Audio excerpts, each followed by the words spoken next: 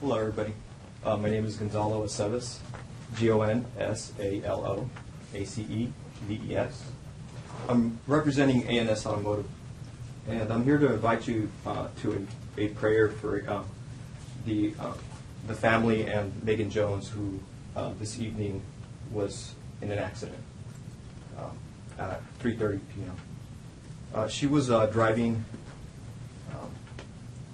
about 300 feet away from Fire High School on Sullivan.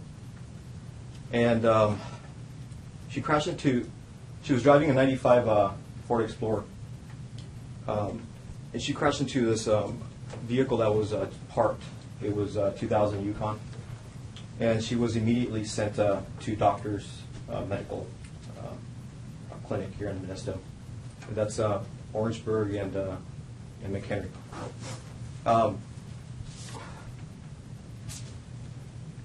I know that that the speed limit there is about 25 miles per hour, and she was driving 40, so the impact was pretty severe. According to Sergeant Kim Furch of the Modesto PD, she lost control when the wheel came off of the front right side of the Explorer.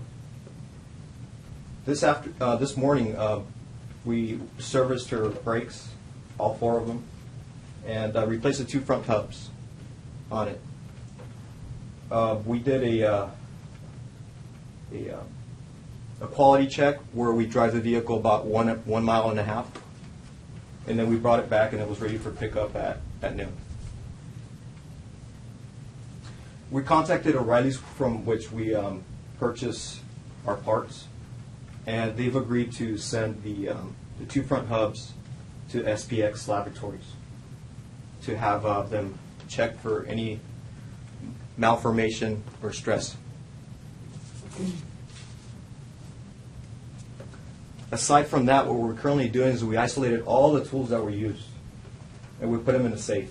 And we also will be sending those to SPX Laboratories. So we're currently going to change our policy in safety to make it more robust, having a system of redundancy. This way, there's more than 2-3 checks on issues that may be for safety, to avoid anything like this ever happening again. The prayer that I was inviting you to is going to be at 7 o'clock tonight at 1407 Mitchell in Modesto.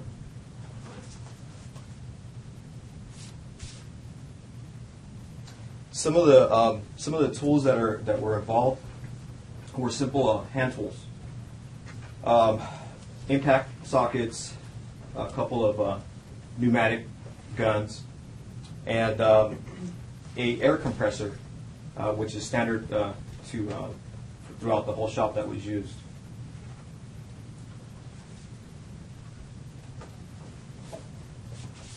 We are also auditing our service provider for the air compressor, who is AirTech, and we're getting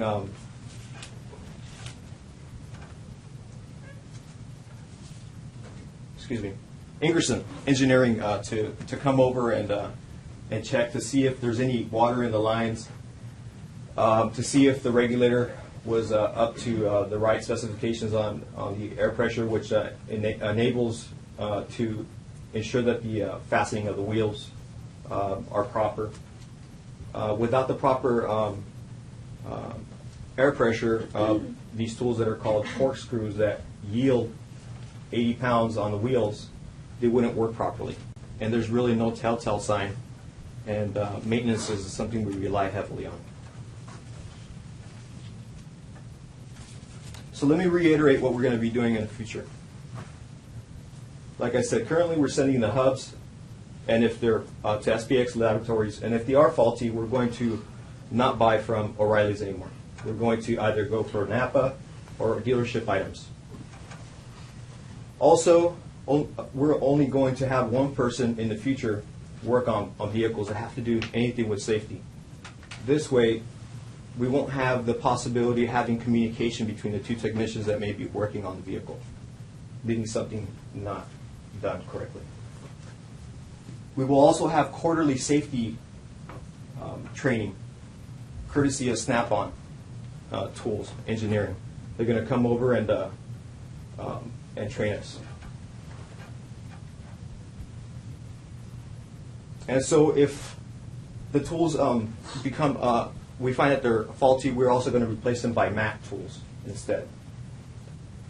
Currently, we're already provided Megan with the replacement vehicle, and we're going to pay the hospital bill that insurance coverage does not cover. And we're going to provide counseling for a year at Sutter Gold Group for the whole family. That's all we know at this moment. And since we work from a place of the factual realm, this is all that I can share with you. Is there any questions? Yes. Karen Hart from Modesto B. So is AMS taking full responsibility for the wreck? At this moment, whether we're responsible or not, what we're doing is we're taking actions as if we were. And then we're going to take corrective actions and work together with Kim Furch of the Modesto Police Department to litigate any dues that are due to the family of Furch. Yes, sir. Zachary B. Tillard Times. Hi. Would you say that this could also be a problem with any mechanical errors, human error? Yes, that's a possibility. You see, since we don't know anything right now, we are taking in consideration that it may have been fatigue from the vehicle itself, human error, tools being used, or the parts that are from O'Reilly's. So human error is a possibility. Thank you very much.